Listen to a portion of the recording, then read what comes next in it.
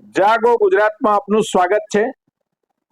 આપ જોઈ રહ્યા છો જાગો Gujarat digital news channel Jaysukh Gondaliya સાથે। અમદાવાદ ટ્રાફિક પોલીસ દ્વારા ઈસનપુરથી નારોલ રોડ તરફ રોંગ સાઈડમાં આવતા વાહનો માટે એક ડ્રાઈવ ચલાવવામાં આવી રહી છે। ઈસનપુરથી નારોલ તરફના વ્યસ્ત માર્ગ પર છેલ્લા ઘણા સમયથી રોંગ સાઈડ ડ્રાઇવિંગના કારણે અકસ્માતોની સંખ્યા વધી રહી છે। થોડા સમય બચાવવા માટે કેટલાક વાહન ચાલકો પોતાની તેમજ બીજા લોકોની જિંદગી જોખમમાં મૂકે છે। મિત્રો, રોંગ સાઈડ પર વાહન ચલાવવું માત્ર ટ્રાફિક નિયમનો ભંગ નથી, પરંતુ તે ગંભીર ગુનો છે। મોટર વ્હીકલ એક્ટ મુજબ રોંગ સાઈડ ડ્રાઇવિંગ બદલ દંડ, લાયસન્સ સસ્પેન્ડ અને કાયદેસરની કાર્યવાહી થઈ શકે છે। જ્યારે તમે રોંગ સાઈડ પર આવો છો ત્યારે સામેથી આવતું વાહન ચાલક અચાનક ગભરાઈ જાય છે।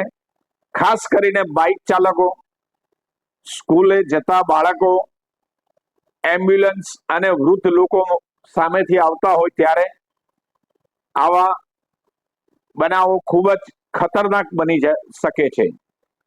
ઘણા અકસ્માતોમાં જોવા મળ્યું છે કે માત્ર 2 મિનિટ બચાવવા માટે લેવામાં આવેલ ખોટો નિર્ણય આખી જિંદગી માટે પસ્તાવો આપી જાય છે।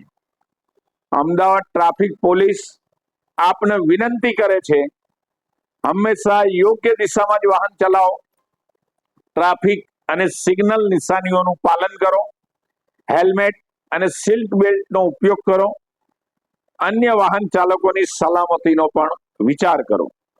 હાલમાં ઈસનપુરથી નારોલ રોડ ઉપર ખાસ ટ્રાફિક ડ્રાઈવ ચલાવવામાં આવી રહી છે। રોંગ સાઈડ વાહન ચલાવતા વાહન ચાલકો સામે કડક કાર્યવાહી કરવામાં આવે છે।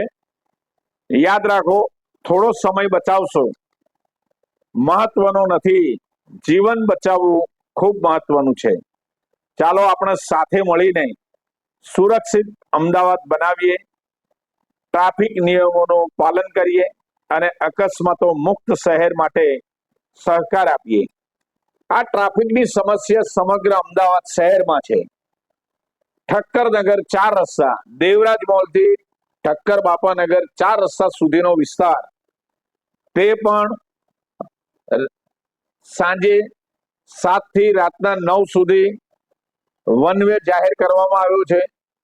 પરંતુ ટ્રાફિકના નીતિ નિયમો ન પાળનારા લોકો તેમજ ટ્રાફિકના કર્મચારીઓ પણ આ રોડ ઉપર હાજર ન રહેતા આ ટ્રાફિક 2 વે ની અંદર ચાલતો રહે છે, જે ખરેખર નુકસાન કરે છે।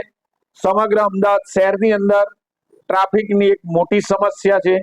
ગુજરાત હાઈકોર્ટ પણ વારંવાર ટકોર કરી ચૂકી છે, જેની અંદર અમદાવાદ મ્યુનિસિપલ કોર્પોરેશન સહકાર આપતી નથી, તેમજ દબાણોના અનુસંધાને ટ્રાફિક પોલીસ અને મ્યુનિસિપલ કોર્પોરેશનના એસ્ટેટ વિભાગના કર્મચારીઓ સાથે મલાઈ ખાઈ રહ્યા છે।